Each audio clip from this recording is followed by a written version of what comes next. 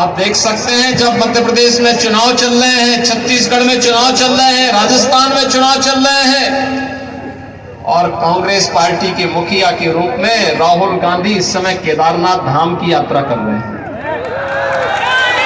यानी उन्हें मालूम है जनता जनार्दन क्या परिणाम देने वाली है और इसलिए वे चुनाव का सामना करने की हिम्मत नहीं कर पा रहे हैं। लेकिन भाइयों बहनों, दूसरी ओर भारतीय जनता पार्टी है। अगर कांग्रेस समस्या है तो भाजपा उसका समाधान भी है। थोड़ा सा ऐसे हो जाओ यार, समाधान आतंकवाद की समस्या का समाधान कश्मीर में धारा 370 प्रधानमंत्री मोदी जी ने एक झटके में समाप्त। समाधान जिस राम जन्मभूमि के लिए 500 वर्षों से युद्ध चल रहे थे, आंदोलन चल रहे थे और जिस समस्या को कांग्रेस ने असाध्य कर दिया था। कांग्रेस के नेता कहते थे राम तो हुए ही नहीं, कृष्ण हुए ही नहीं।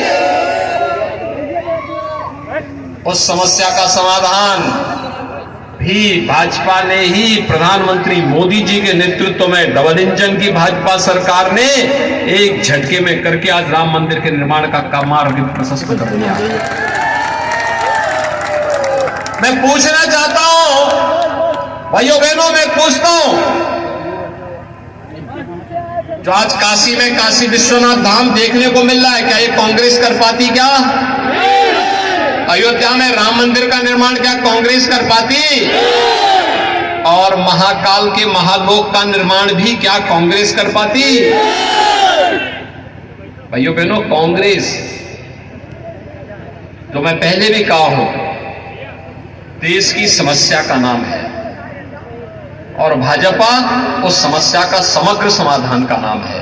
और इसीलिए भाइयों बहनों, आपने देखा होगा पिछले 9.5 वर्ष के अंदर प्रधानमंत्री मोदी जी के नेतृत्व में देश की तकदीर बदली है, तस्वीर बदल गई है। वैश्विक मानचित्र पर अगर आप देखेंगे तो भारत आज एक नई ऊंचाइयों को प्राप्त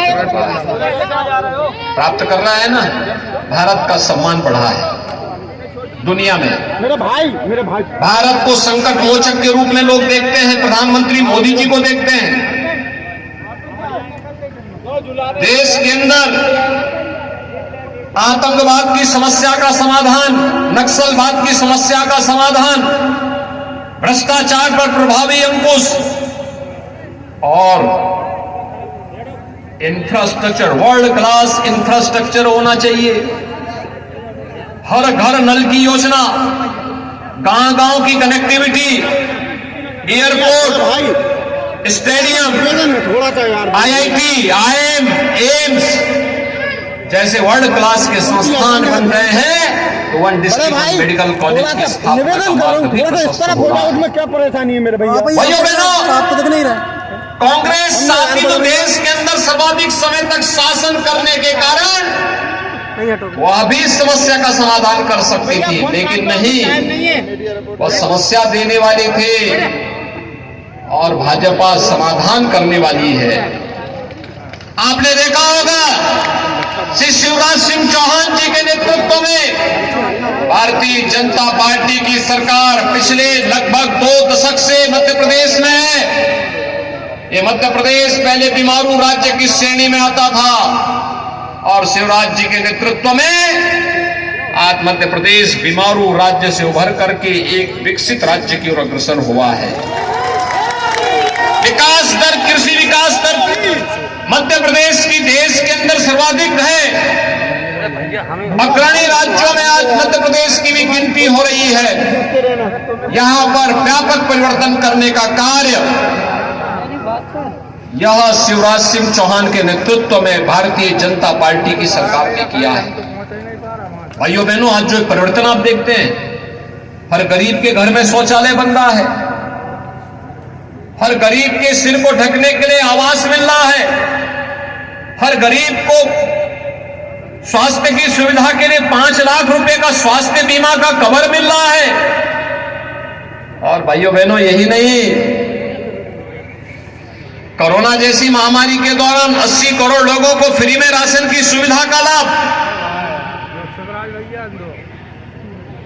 उज्ज्वला योजना में हर गरीब के पास, पहले क्या होता था, पहले तो कनेक्शन रसोई गैस का मिलता नहीं था, और मिल गया तो त्योहार के दिन जब घर में भोजन बनने की बात आती थी, पूरा परिवार एकजुट होता था, तब रसोई गैस का सिलेंडर समाप्त। अब सिलेंडर लेने के लिए जाओ तो वहां इतनी लंबी लाइन लगी रहती थी कि पुलिस के डंडे चटकने लगते थे। तो या तो पुलिस का डंडा खाओ और खाली सिलेंडर लेके आओ तो घर में बेलना से मार खाओ। यही तो कांग्रेस करती थी। दिनेश प्रताप सिंह हमारे मंत्री कई बार बेलना से मार खाए, क्योंकि अभी पूर्विया है और पूर्विया ठाकुर होने के नाते कई बार, इसलिए इस बार इन्होंने ही चयन किया कि मैं रायसेन में ही काम करूंगा। भाइयों बहनों, मोदी जी ने ऐसी समस्या का समाधान किया कि आज यहां पे कोई समस्या नहीं, रसोई गैस के जितने कनेक्शन लोगों को चाहिए मिल जाएगा और गरीब को फ्री में मिल जाएगा। हर घर तक बिजली का कनेक्शन पहुंचाने की व्यवस्था। और अब तो आप लोग तो सौभाग्यशाली हैं कि मां गंगा की गोद से आकर के, मां नर्मदा की गोद में आकर के बैठ करके अपने जीवन को समृद्धि की ओर अग्रसर कर रहे हैं। लेकिन भाइयों बहनों, बहुत बड़ी संख्या में लोग ऐसे भी जहां पानी नहीं है। मैं देख रहा था कितनी उर्वरा भूमि है यहाँ की, धान की, कई किलोमीटर दूर तक धान लहला रहा है। कितना अच्छा धान पैदा होता है। सचमुच यहाँ का किसान अभिनंदनीय है। और उस किसान के लिए किसान सम्मान निधि भी है। और अभी तो महिलाओं के लिए मध्य प्रदेश सरकार ने लाडली बहना योजना की योजना यहां लागू की है। और प्रधानमंत्री मोदी जी ने नारी शक्ति वंदन अधिनियम के माध्यम से संसद और विधानसभा में भी आने वाले समय में परिसीमन के बाद 33% सीटें उनके लिए अलग से आरक्षित करने की व्यवस्था भी कर दी है। आप चिंता मत करिए, जो सीट वर्तमान में है इसके अतिरिक्त सीट आएगी, लेकिन प्रतिनिधित्व होगा। और भाइयों बहनों, इसीलिए आज मैं आपसे कहने के लिए आया हूं, जो काम बीजेपी ने करके दिखाया है और डबल इंजन की सरकार जिस स्पीड से कर रही है, कांग्रेस न की है और न कांग्रेस के करने का ही इस प्रकार का जीन्स ही कांग्रेस में है कि वो कर सके।